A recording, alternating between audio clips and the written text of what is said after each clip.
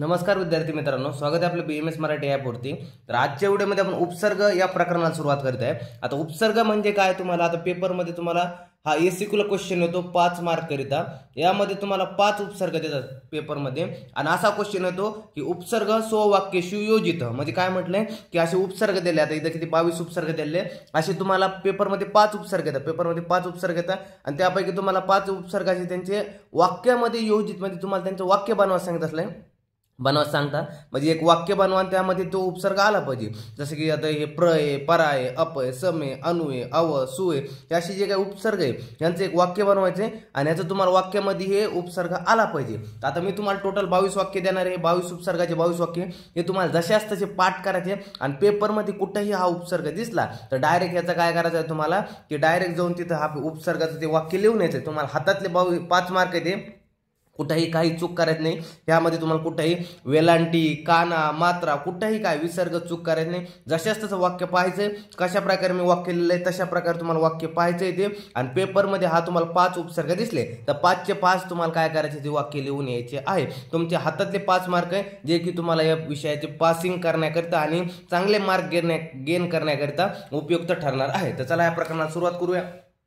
आता उपसर्ग म्हणजे काय, आता हे बघा सूत्र दिलंय, उपसर्ग हा क्रियायोगी, हे त्याचं सूत्र आहे। उपसर्ग हा क्रियायोगी म्हणजे ज्यांचा क्रियेशी संबंध येतो त्यांना उपसर्ग म्हणतात। ज्यांचा क्रियेशी संबंध येतो त्यांना उपसर्ग म्हणतात आणि ज्यांचा क्रियेशी संबंध येत नाहीत अशांना निपात म्हणतात। ज्यांचा क्रियेशी संबंध येतो ते उपसर्ग असतात आणि ज्यांचा क्रियेशी संबंध येत नाही त्यांना निपात म्हणतात। उपसर्गाचे असे टोटल 22 प्रकार आहेत। आता 22 उपसर्ग आपल्याला कोणकोणते पाहिजेत, आता आपल्या सिलेबसमध्ये आपल्याला 22 उपसर्ग दिले, प्र, परा, अप, सम, अनु, अव, सु, निस, निर, दुस, दूर, वि, आ, नि, आदि, आपी, उत, अभि, प्रति, परी, अति आणि उप, हे टोटल 22 उपसर्ग आहे तुम्हाला आपल्या सिलेबसला। आता यामध्ये तुम्हाला 22 वाक्य दिलेत मी खाली। आता हे जसे तुम्हाला पाठ करायचे आहे, इथंही काही डोकं लावायचं नाहीये, काय नाही, की जसेच तसे वाक्य पाठ करायचे आहे तुम्हाला। आता पहिला पाहूत आपण उपसर्ग आ। आता आचं काय आलं बघा, स विद्यालयात आगच्छति, स विद्यालयात आगच्छति, म्हणजे याचा अर्थ काय झाला, तो विद्यालयातून परत येत आहे। स विद्यालयात आगच्छति तुम्हाला हा डायरेक्ट पाठ करायचा आहे, की ध्यानात ठेवा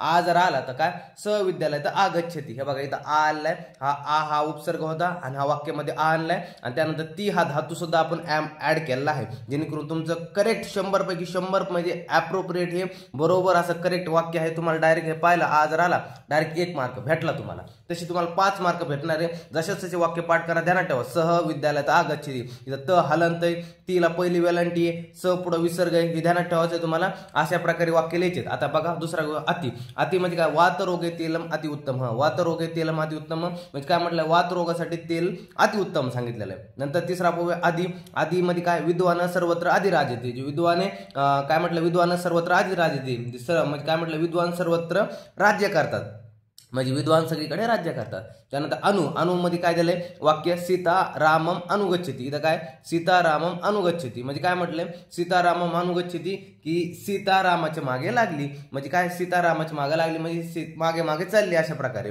त्यानंतर अप, अप म्हणजे काय, चोरह धनम अपहरती, चोरह धनम अपहरती म्हणजे चोर धनाचे अपहरण करतात। त्यानंतर काय म्हटलंय पुढे अपी, अपीचं वाक्य काय आलंय, सोहम आप्य गच्छति, सोहम आप्य गच्छति म्हणजे काय, सोहम येत आहे असं झालंय आपलं अपीचं वाक्य। त्यानंतर पुढे बघूया अभि। आता अभिचं वाक्य बघतोय आपण, एक मिनिट, अभिचं वाक्य बघतोय आपण। आता अभिचं काय सांगितलंय आपलं, भारतस्य संगीत अभिजात, भारतस्य संगीत अभिजात म्हणजे काय म्हटलंय, भारताचं संगीत अभिजात आहे, भारताचं संगीत कसं आहे, अभिजात आहे। त्यानंतर अव बघूया, अव काय सांगितलंय, रमेश अध्यापकम अवगच्छति, रमेश अध्यापकम अवगच्छति म्हणजे रमेशला शिक्षक त्यांचे अध्यापक समजले, रमेश अध्यापकम अवगच्छति म्हणजे रमेशला त्यांचे अध्यापक समजले।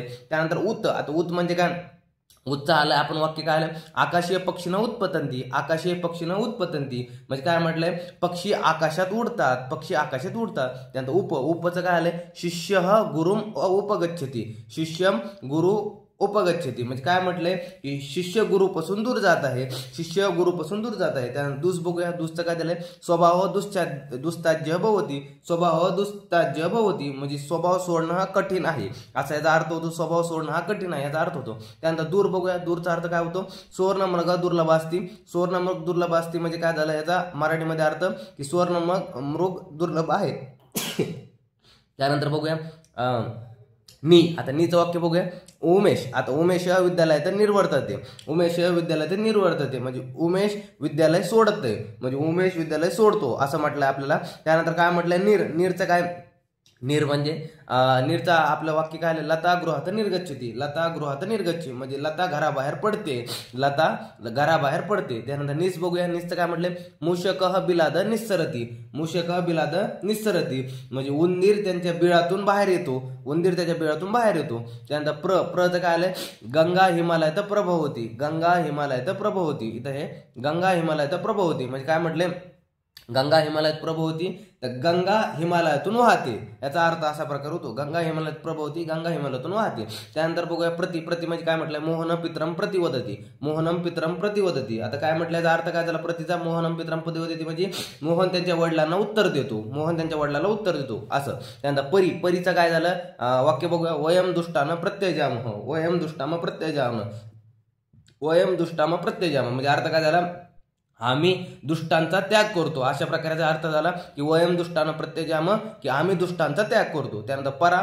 परा म्हणजे रावणं पराजयते, रामाने रावणाला पराजय केलं की रामः रावणं पराजयते, रामाने रावणाला पराजय केलं. त्यानंतर सुचा बघूया.